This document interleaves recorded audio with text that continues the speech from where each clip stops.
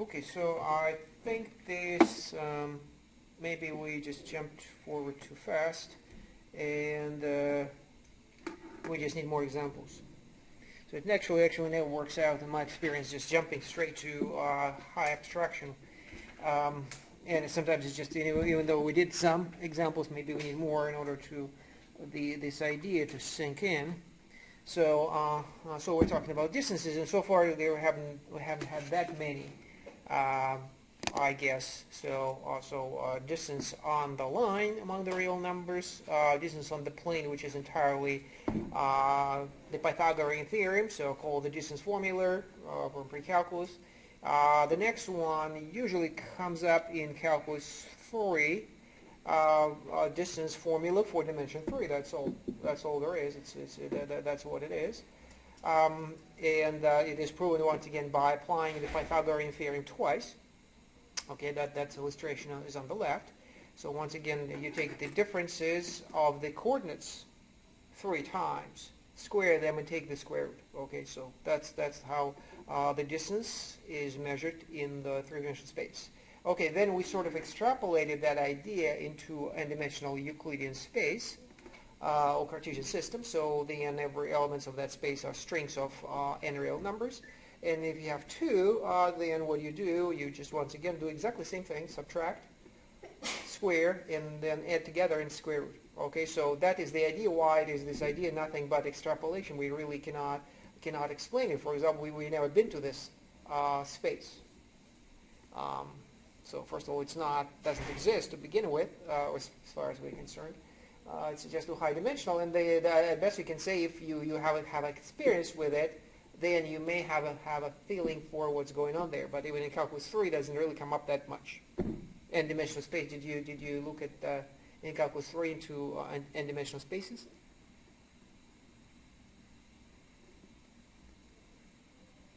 No? I think so.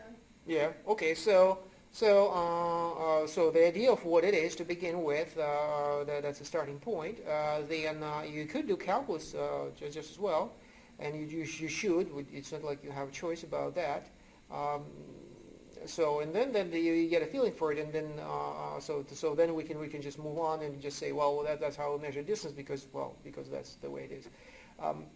Well, I mean, you can justify why this formula is actually applicable the way it is to n-dimensional space, even though we don't have any physical experience in that space. And the idea is that it is still made of lower dimensional copies of Rn.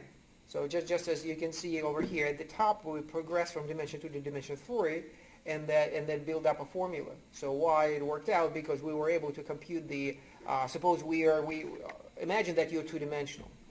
Okay, so then and you try to understand the three-dimensional space. You imagined it? So you don't live in a three-dimensional space. You don't know anything about it. But you are still being, even though you're two-dimensional, you are able to think abstract, just as we are now. So the challenge is the same. So a two-dimensional person trying to figure out what three-dimensional space is the same as a three-dimensional people like ourselves trying to figure out what the four-dimensional space is. Okay? Fortunately, it just happened here. So that's what the idea at the top is, the experience of a two-dimensional person. So he lives in the plane, and he knows how to measure things, and he knows the Pythagorean theorem. Okay, so he knows the distance formula, right? That's step number 2 here. And now he does not have. He actually can draw, so he could draw that thing on the left.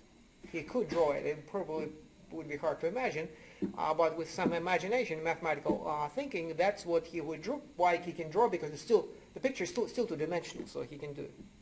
Right. So that picture on the left, and now he tries to imagine that there's some supreme being living in the three-dimensional space, and then he was wondering how they measure distances.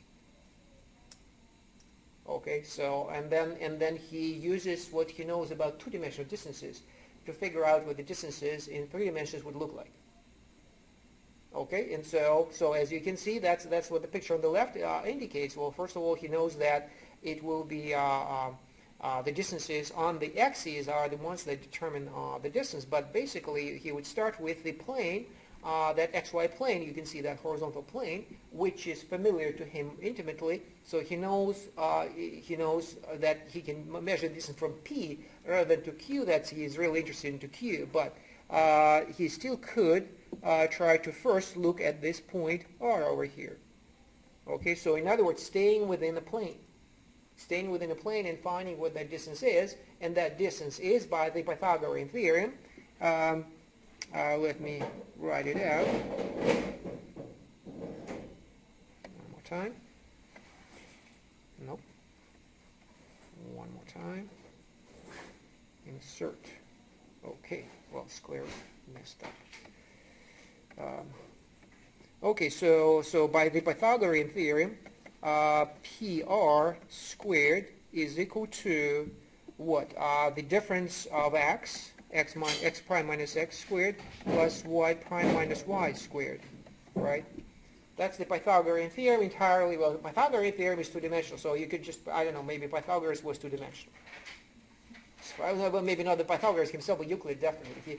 I think his book was primarily two-dimensional. So two-dimensional, and so this is two-dimensional, so this is all familiar. And then what the person does, he adds the third dimension, and we're moving off that plane he's familiar with, and so that is the challenge seemingly. So you have point P, point R, but then the point Q goes in the third dimension. Okay, so try to solve the problem altogether. So he breaks the problem of finding the distance or understanding the distance between P and Q into two steps. Both of these steps will be planar, so they will be within his domain of expertise, two-dimensional.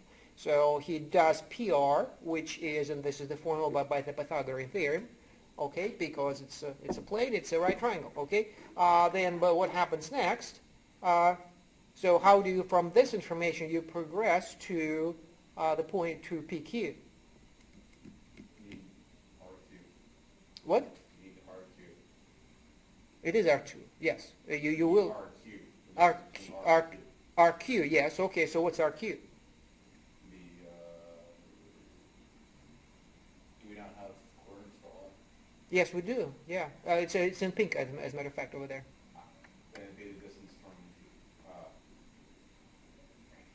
RQ. Yeah, so Z, that's right. So, but the point is that so this one is Pythagorean theorem in the xy plane. Okay, so but then we are still the point is we don't want to think three-dimensional because we do not have any experience with three dimensions. We are two-dimensional. Okay, so fortunately, look at that plane. We are now looking at the plane PQR plane. So then we know we're once again in the two-dimensional situation, so that's we can handle it. And what else? And then we know PR, we just found it, and we know RQ, we also right, and we also know that the triangle is a right triangle.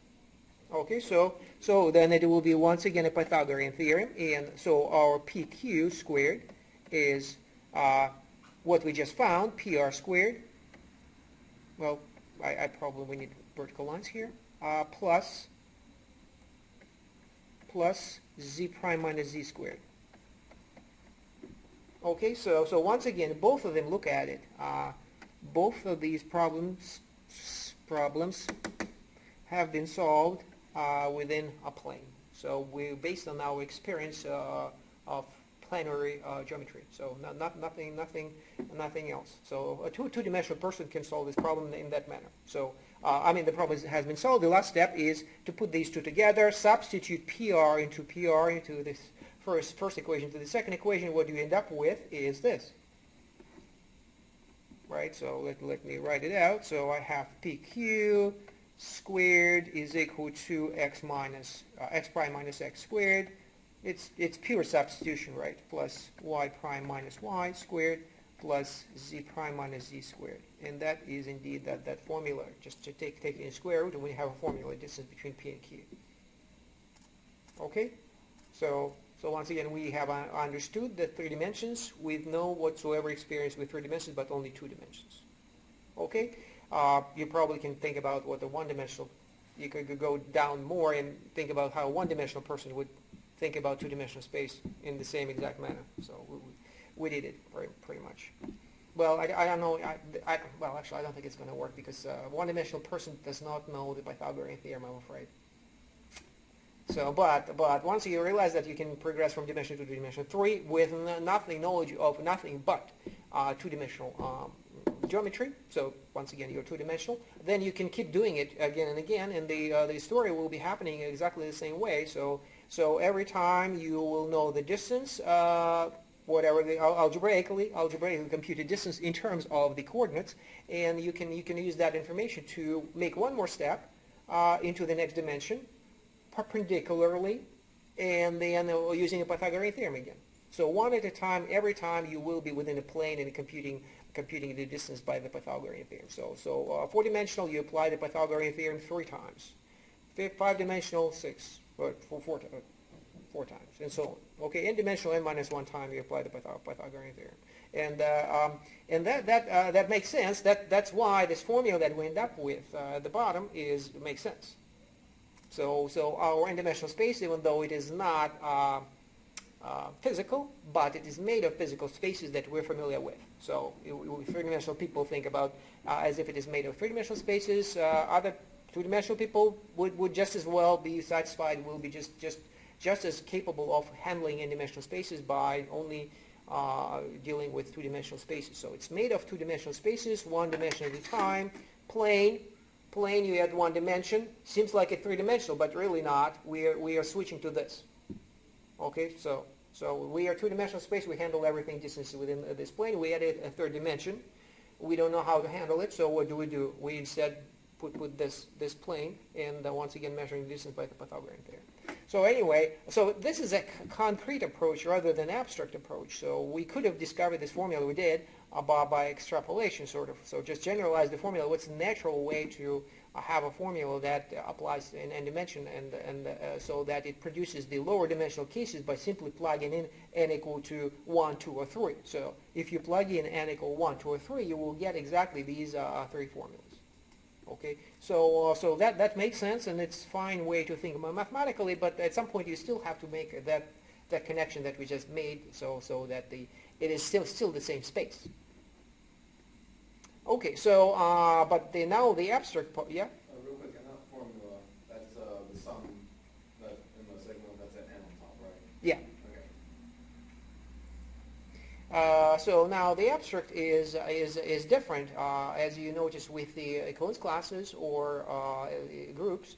Well, after all of this build-up and kind of example, nothing but a bunch of examples, you come up with a set of axioms and attach a definition to them, and then derive conclusions from the set of axioms. So that's going to happen here. So we have to figure out what those distances, including this one, satisfy, so that it justifies calling it the distance. Okay, so a couple of things are clear. So without going into too far, for example, GPQ is positive. Okay, that's the good news. So distances cannot be negative. Who wants to deal with negative distances? Unless P is equal to Q. Okay, so then DPP is 0. Naturally, the distance from point to itself is 0, and vice versa. Okay, so indeed, the distance to itself should be 0 to begin with, and if the distance is 0, it should be the same point. So distances should be able to distinguish between locations that are same or different, at the very least. You don't need this just does not justify using the word distance if it cannot do this little simple thing. Before actually thinking in terms of measurements, let's just be able to, what this is about, distinguish between point and the rest of the points. Just like that. It's either positive, then points are different, or it's 0, that's the same point. It's a very, very simple idea, right? Then something else we can notice here in these formulas is that it is the distance from PQ is the same as what? A distance from Q to P. That's also a natural thing to require or expect from when you hear word distance, you probably should have this property too. And so we're relying on pretty much Euclidean geometry. Not really the Pythagorean theorem, but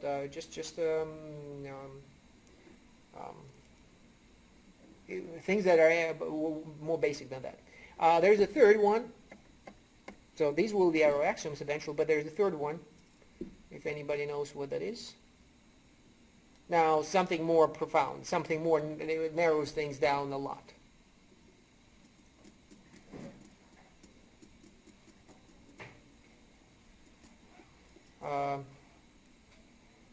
And we go back to plane geometry. It's called the triangle inequality.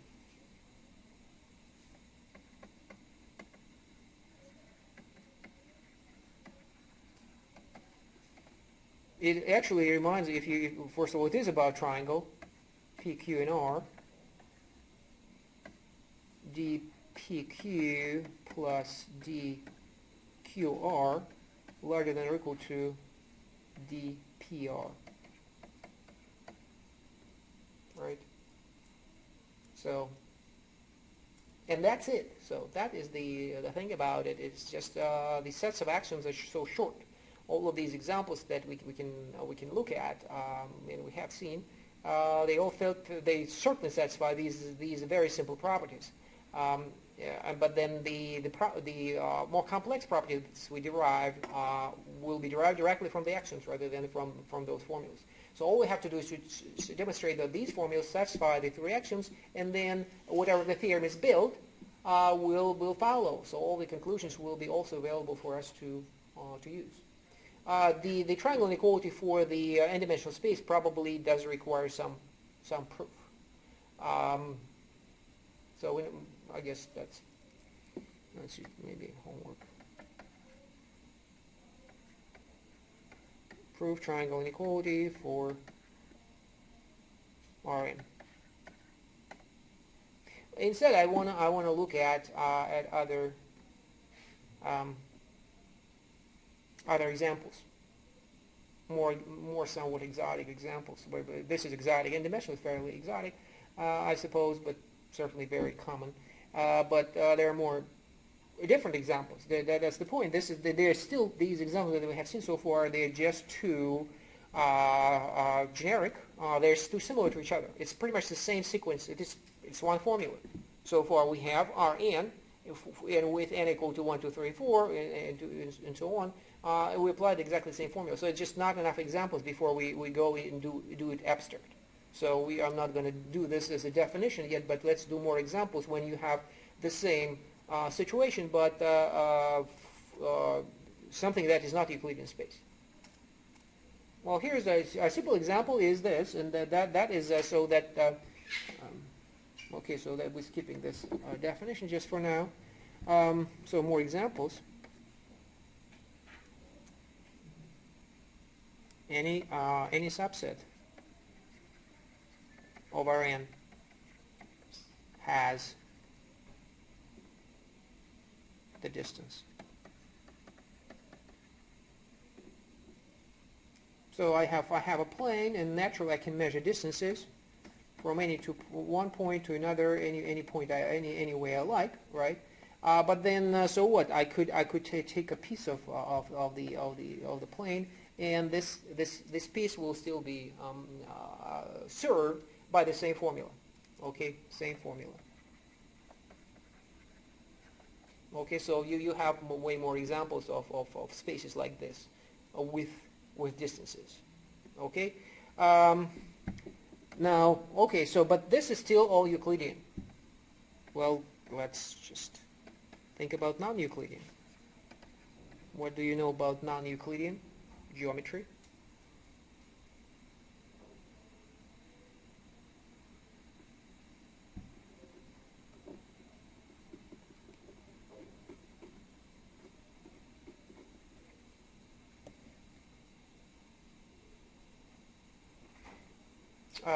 Well, have you heard of non-Euclidean geometry? Okay, so what about it?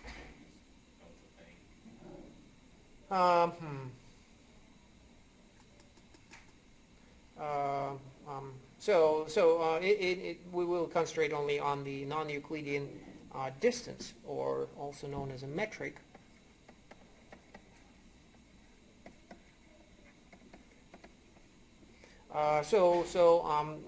Just some. Well, you know that according to Einstein, the universe is curved, and that is why it is non-Euclidean, because we don't measure distances like this; we measure distances like that. It doesn't have to be this complicated, nor would have to do anything with physics. A circle.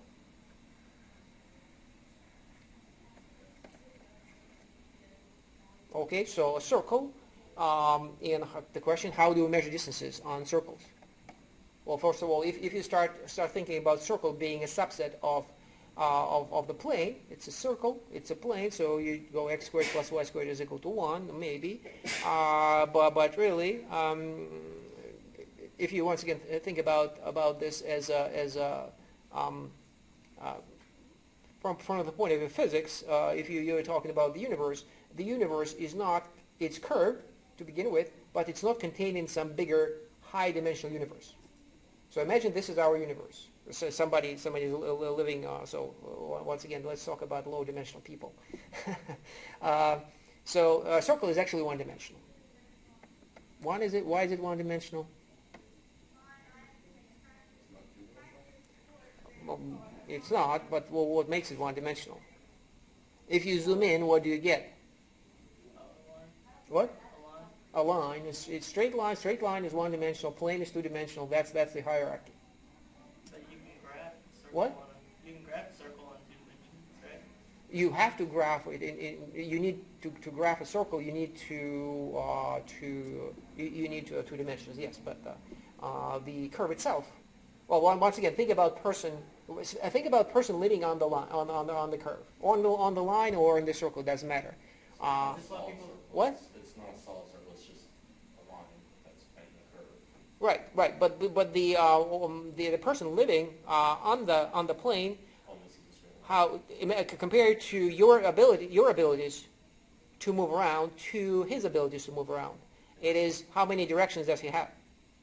Just Exactly. So pretty much one direction, this way or back, compared to yours. How many? It's also called the degree of freedom. A lot of people thought the Earth was flat. Well, in a way it is, because in terms of degrees of freedom, it is not. No, it's not flat, but it is two-dimensional. So if you're going to go up, I love that. I'm sorry.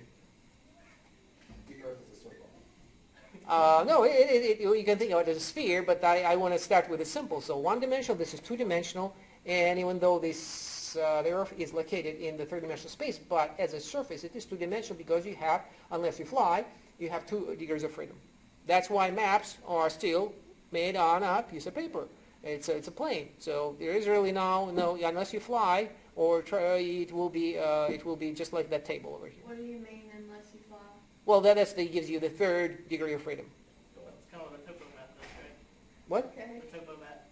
It shows a topo map. Oh yeah, It yeah, will show the- yeah. The elevation. So right, but even if you look at the terrain is a surface, so once again it's two-dimensional. So that by itself does not give you an extra degree of freedom unless you fly or you start digging. That's still 2 degrees of freedom, and so the surface of the Earth, the surfaces by definitions are two-dimensional. So we are in a way, or used to be, two-dimensional beings in that sense, and that is the cause of confusion about the flatness of the Earth. But not really. The confusion is because it's so big. Not only it's two-dimensional, but it's so big. Once again, imagine that person. Make it a lot simpler. Imagine that person living on that circle. Imagine like a tube, very thin tube, and there's a bug in it. Okay, so he back and forth. That's the only thing that it can do. So it is a one degree of freedom altogether. And in our case, we are bound to either move northeast, south north, or east west, or some combination of them. So there are two actually basic directions, and the rest are just follows. Okay, so what is the point I was trying to make? Is the how would the bug measure, or the worm measure the distance? I mean, I'm looking at this cube on the left, and I as a three-dimensional, two-dimensional being, between 2 points, that would be my distance, straight. Naturally, it is right there in front of me. I just take a measure and measure it. That's the distance. But I am imposing my two-dimensional vision, my two-dimensional abilities to that bug who is one-dimensional. The bug is not going to measure like this. First of all, it's simply incapable of. It will be measuring it like this. Well, between the same points, like this. That's for the bug to measure. So it's literally the way you move along the curve, and that's how far you move. That's your distance. Not entirely unfamiliar. You saw measuring, doing lengths of curves in Calculus 3, right? So that's what we're talking about. So it's curved, and it doesn't, whether or not it lies inside of some kind of a bigger, high-dimensional Euclidean space, it doesn't matter. It is natural to measure distances along the curve, not across. That's the way we do it. We're living on the surface of the Earth, and we're measuring distances like this. You don't going to measure distance to the Antarctic by drilling, imagining that there's a drilled curve. Okay, so you will go along the surface. In fact, the analogy is exactly the same. How do I measure the distance? And now we're talking about people, not bugs. I have 2 points on the surface of the Earth. How do I measure it? I go like this along a circle. What that circle is. So this is still a circle. So if we are on a sphere, such as the Earth, we measure distances along curves. What are those curves? They are in fact circles. Special circles. Not this circle. If I draw a circle here, that's not the way to measure distances. They're just too small a circle. The biggest circle. So this circle is in fact a part of a bigger circle. The biggest circle, by which I mean a circle that is the radius of which is the same as the radius of the Earth. Okay, so in other words, like this. So this is a circle.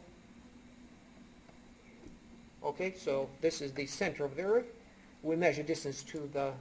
We don't measure any distance. We're measuring simply the. Now we draw that circle, the great circle. Great circle, I think it's called the great circle. There are many of them. Naturally, the only one that, well, we know the equator is a great circle. The meridians are great circles too, but not the, what do they call them, these? Longitudes? Yeah. So they're not great circles. They are getting smaller and smaller as you progress towards the North Pole. So that's along that green line is you're going to be measuring the circle by the distance by taking a piece of that great circle, the one that contains the center of the Earth. Okay, so more exactly, it's since the curve is so simple and the surface is so simple, the distance is not really measured in terms of miles or kilometers, but in fact it could be measured simply in angles. So the angle, well, if you remember geometry, or well, it's more about trigonometry. If this angle is theta and the radius is r, so and this is p and q, so distance is, well, we're dpq. What's distance pq? Radius r, angle theta. This is a q. Remember? When we measure angles in radians? 2 pi something. No, that's when you, it is already measured in 2 pi is already there. Theta is a part of pi. Right, so. What are we trying to do? The length of that curve over there, the green curve, the piece of the circle. Isn't it the integral of... No, you don't need a calculus here. Because, it's when something is more complex. This is a piece of a circle. You want the distance? Yes. R theta, right? That's right, r theta. Not q, theta. Okay, so then when theta is 2 pi, you have 2 pi r, right? Yeah. So you simply multiply. So another way to measure distances like this, it equally applies to circle as well as to spheres, because it's still measuring on the circle. Okay, so as you can see, this is non-Euclidean distance.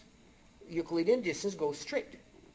The Euclidean space is either 2-dimensional or 3-dimensional. It will go straight, and the distance will be different. That would be Euclidean. This is if you go along a curve, predetermined curve, then that's how you measure it. So you can imagine that something that's one, and some of the markings that you have on the, if you look at a globe, they indicate help you with those measurements, right? You measure how far you go left to right, and north, south, and east, west, and it will tell you roughly the distance. Okay, so like this, this is what another picture that you can see. So suppose this is a plane. So I'm thinking of this piece of the screen as a plane, but then I say this is how I'm going to be measuring distances. I'm not going to go straight. I'm going to go along these curves. So in other words, this will be this is a straight line. Yes, this is a straight line. Just like on the surface of the Earth, the line that looks totally straight to us is in fact a part of the. It is everything is curved. You cannot have a straight line on the surface of the sphere. It will go where is it going to go? I start drawing a really straight line. It will go on the tangent. That's right. Okay, so that is the difficulty of understanding non-Euclidean geometry. Yeah. Can we have a straight line on the Earth, though, since it's so big? If we take 2 points that are very Well, the straight lines are infinite, so at some point you will take off. So that's why Euclid probably didn't wonder about. on the surface of the Earth. So none of them will stay. It will have only a sphere, and this line can have only 1 or 2 points in common. So either it goes through, or it touches it, or none. Okay. So yeah. Anyway, that's just an illustration why we study distances, and we are what actually makes geometry non-Euclidean is not just how we measure distances, but also how we measure angles. We're not going to worry about that. We're taking something really simple, really basic, distances. Period. We're taking from all this thing. Just the point is that it could vary. Okay, so non-Euclidean geometry is another one, and here's a good non-Euclidean distance that where you may have seen it before. Another non-Euclidean example, but purely two-dimensionally. There is no curving. A big city with blocks arranged along the northeast and north-south, east-west. How do you measure distances?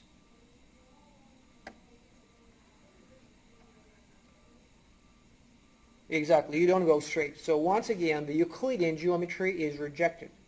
Everybody will tell you that, living in a big city, and you gotta measure distance like this.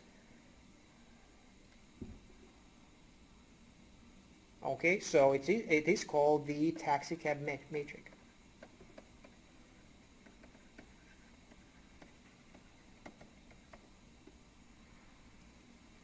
Okay, so in fact, so first of all, it is definitely non-Euclidean to begin with. As you can see, there's a mismatch, and let's have a formula.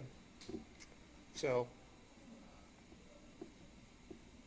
say x1, y1, or what I was using, xy for p, and x prime, y prime for q. So the distance, this taxicab matrix, non-Euclidean distance, what is it equal to? It's not the square of the, not the square of the sum of the squares, not the square root of the sum of the squares, but The x prime minus x plus y prime minus y, right? with what's missing? Absolute values, right? So you still want you still don't want negative distances. So this assures that you have distances are negative, that cannot be negative. Also observe that the second part of the first property is that you do distinguish between 2 points using this metric, right? So if it is the same point, this will be 0. If the 2 points are different, it will be positive. Okay. Also, distance from P to Q to P is the same. Yeah. So whether it's Euclidean or non-Euclidean, those three Right. things that Right. we established apply to both. That's right. So that's the idea. Just nothing but distances we care about, and this is just an example of how it could work out. It's something fairly specific.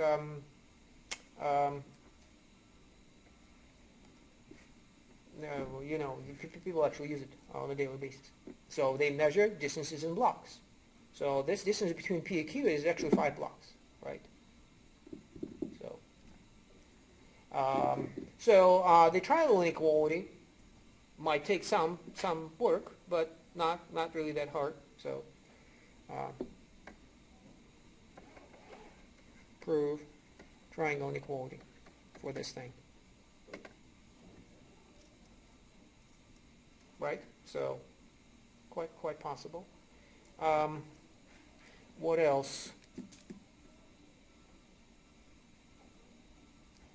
Well, actually, you can move it one step forward from this, and if it is a taxi cab metric, the taxi driver would probably not care about pieces of the small parts of the blocks. He could measure everything entirely in terms of blocks and nothing else. Okay, so what I mean is that a taxi cab driver will probably have sort of pre-measured in his head all the distances from a given intersection to a given intersection. Okay, so the point being that, well, certainly nothing else changes, but what changes is we are moving from R2, the plane, okay, so all the points. Now what we could talk about, once again, city, and since you cannot have a drive here inside of the block anyway, so that is out of the question. So we just take it one step further and just say that what are we talking about? We're talking about z squared. So in other words, it's z cross z. All the points are integer valued. So like first street, second street, third street, these are the coordinates in the First Avenue, Second Avenue, Third Avenue, like that. So so once again, nothing. This is out. All of these points are out. So as you can see, even the underlying set does not have to be Euclidean. So in the previous example, this example, you could make sense. The formula applies to any 2 points in the plane. Okay, but it actually makes perfect sense to go back and z2 look at the superscript. It's not z sub 2, z2, z squared. So z cross z. So in other words, integer valued points on the plane is what I'm talking about, like this. So the sets could be smaller, as we already saw example of a circle or a sphere. Any subset still works out, but in this particular case, it is especially applicable. The idea that the set could be smaller than anything. So once the metric is established, you can go down to any subset, and it will the distance will still work. Why? Because look at the axioms. The axioms are inherited by a subset. So where are my axioms? Where are my axioms?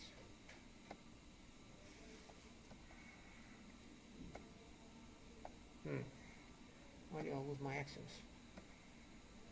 Here they are. Okay.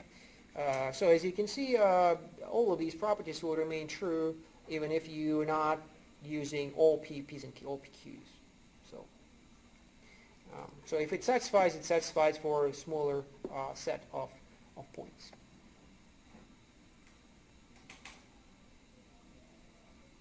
Okay, so moving in that direction, in the direction of what we look at it like a discretization. So we are measuring distances like this along these lines. So we just add the number. Presumably, you can actually go on and make things even simpler. So as they would do in a big city, they would not actually necessarily, I mean, those blocks, it's certainly in New York City, the actually blocks are elongated. But they still might be willing to measure distances only in the, well, like I said, 5 blocks. Just block how many blocks east-west and how many blocks north-south. Okay, so then these are like ones. You just add ones here and then add them together as many times as necessary along with that formula. So it's even simpler than that. But if you want to pursue this further, you can talk about networks.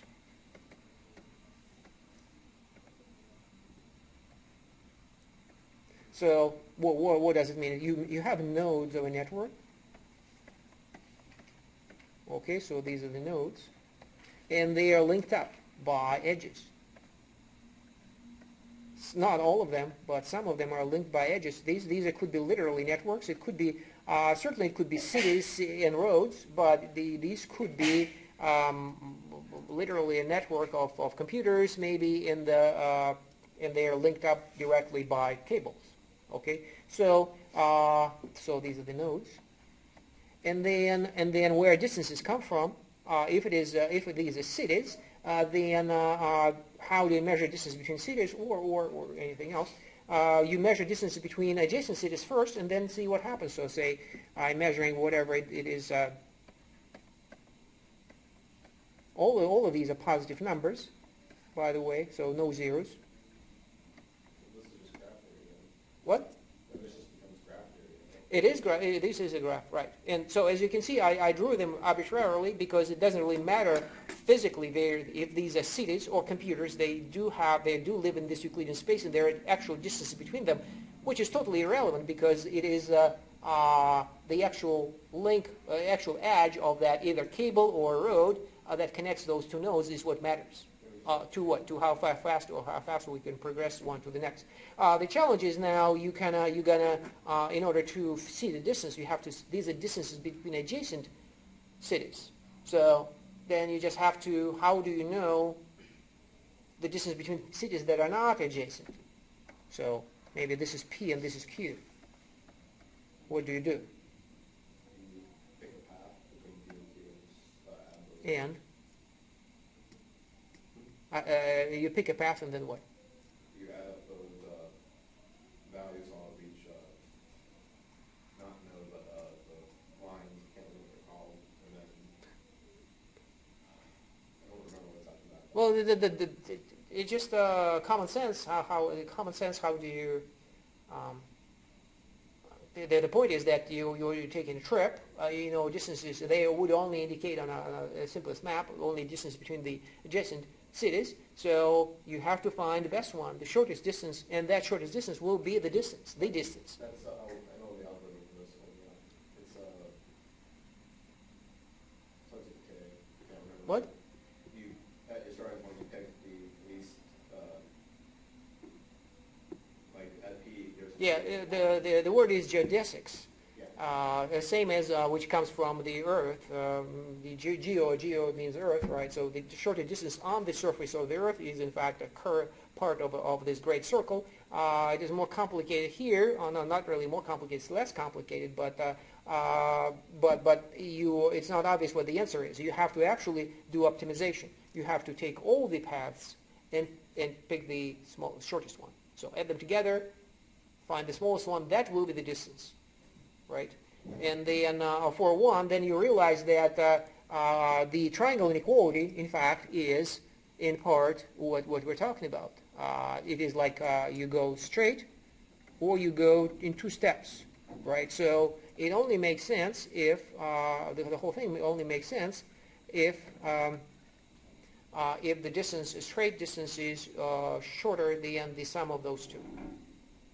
And it is, once again, you can prove that this is indeed the case, but I don't want to do too much of it. Maybe we'll revisit this later, but that's another place where distances come in. So once again, it can be done mathematical in a more narrow sense. So it will be the word is graphs, and the word is either weighted graphs or weighted graphs. I think it is inappropriate. That's on the... Right, Yeah, that's right. weighted graph. Yeah, and then you optimize it in order to establish a distance. So these are the examples. I think now we might be ready to progress to. So how we're going to progress is we'll still starting point is still Euclidean. Probably we'll just keep an eye on these examples, the latest examples that would keep us help us stay careful and not jump to conclusions. So because all we have is the axioms. And so let me state the axioms. The problem that we ran into yesterday is that the axioms are hard to state without actually putting everything into mathematical sense. What is the distance? And the distance is a function with the input of which is not a point in x, not an element of x, but rather a pair. Okay, so that's why we have to form x cross x, the Cartesian product of these of our set, and then for each element of that set will be a pair, and that pair corresponds to a distance, or distance corresponds to that pair. Okay, to help you to see that it probably doesn't really come up a lot, seeing that distances are functions. So let's forget this for a moment, and let's just see a distance as a function. So on the plane, distance on the plane. Oh, maybe a minute left. So how about I look at d0p. So let me fix one of the elements. Well, in fact, let's go with a line. So I measure distances from my point to P, okay? And this is my x-axis. So that's the starting point. There is nothing else but this. But I could now interpret my function as my distance as a function. So I add the second axis, y, and I plot this.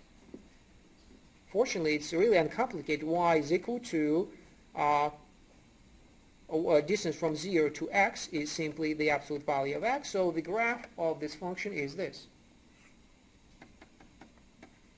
Okay, so as you can see, it is a function. So for example, then if I have this function graphed out, what is the distance from 0 to p? I go like this and find it. That's all like this. So this will be the distance over there. If it is a plane, so last question for you. On the plane, what would that idea look like? Distance to the 0, what does the graph look like? So p is a point on the plane, and our function is the distance from that point to 0. What does the graph look like?